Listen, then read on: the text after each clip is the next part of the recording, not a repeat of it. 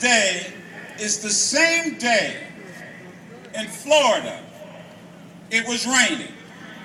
17-year-old young boy puts his hoodie on to protect his head from the rain, the way that many of you have done today. I've come by to do a couple of things. Just call me today the bus driver, because I'm going to take you to school for just a couple of minutes. Number one, when Trayvon's body was in that morgue for 3 days in a small town that I just came from. That town is no bigger than from the White House to the Capitol. 3 days unidentified. And his father looked for him for 3 days. I'm going to take you to school. They did a blood test on Trayvon's body and not a blood test on the man who shot him. They didn't bother to find out if he had taken alcohol or drugs, and not only did they let him go, but they gave him his gun back.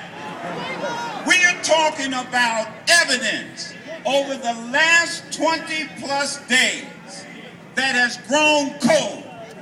Evidence. He may have gotten rid of the gun. He no longer has the gunpowder residue on his hands. He may not even have the same clothes he wore with the blood of Trayvon on him. This is what happened. Can you imagine in the state of Florida, where they have a law that if you even think that you're threatening to me, I can pull out a gun and shoot him? Now, what do you think would have happened if Trayvon would have felt threatened and he would have shot Zimmerman and Zimmerman would have been in the morgue? Then you know that young 17-year-old black kid would be in jail this day. That's what's going on. And don't think that this is just some 21st century phenomenon. I'm going to take you to school. They've been killing black men since black men landed on this land. They've been lynching us. They've been killing us. This is nothing but a modern day 21st century Emmett Till. And don't let anybody think it isn't. They drug us behind cars until we were decapitated. They've done all kinds of things to us. So this isn't just about today. Monday morning, I got word for Geraldo.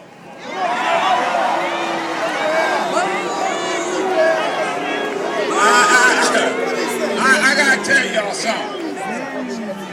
If nothing else, I just came by to tell you everybody ain't an old fool. To sit up here and talk about the fact, first of all, to tell black parents and Hispanic parents what we ought to do and how we ought to talk to our own children is absolutely absurd. And then to suggest that you got to get rid of your hoodie. Tell Belichick of the New England Patriots, get rid of his hoodie. He wears it every NFL football season. Do you know Zimmerman? I just came back from Florida. Hell, he would have shot Mickey Mouse if he'd had a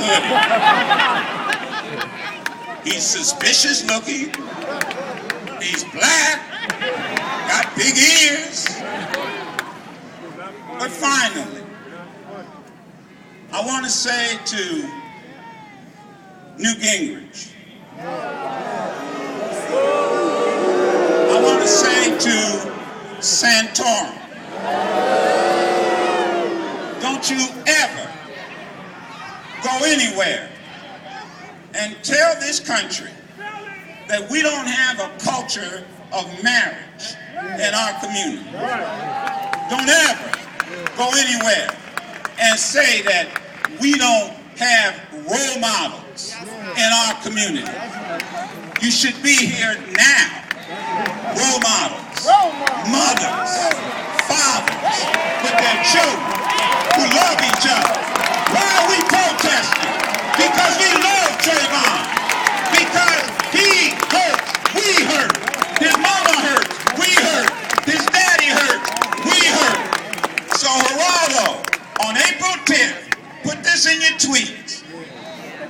April 10th, the grand jury meets to convene in Sanford, Florida.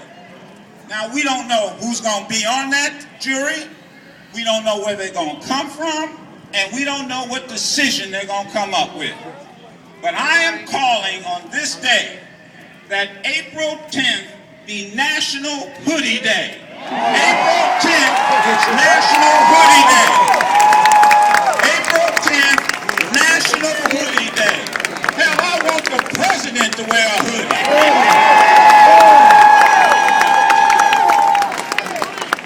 He might wear one too. April 10th, because that collective action will say to the world that we want justice from that grand jury. We want justice from that grand jury. So, school's out. I've stopped the bus.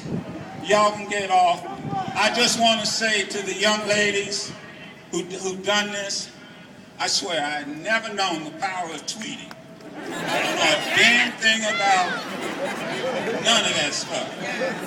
Facebook and all that kind of stuff. All these friends I got on Facebook, never met them, don't want them. But I'm going to tell you something. Finally, I'm going to say to the media here. Journalists, y'all got to learn how to count. I just came from Sanford, Florida. I can tell you, they had to be 30,000 people there. So the first report I heard said there were 8,000. Now, there were 8,000 around my studio booth. Then they said, well, there might have been 10,000. There had to be over 30,000 folk there. I don't know how many are here today, but don't go back tomorrow morning. Don't go back tonight on the 6 o'clock news and say there was several hundred. There's several hundred up here on this stage. Now, what you got to do is y'all got to turn around and see the several thousand that are behind you.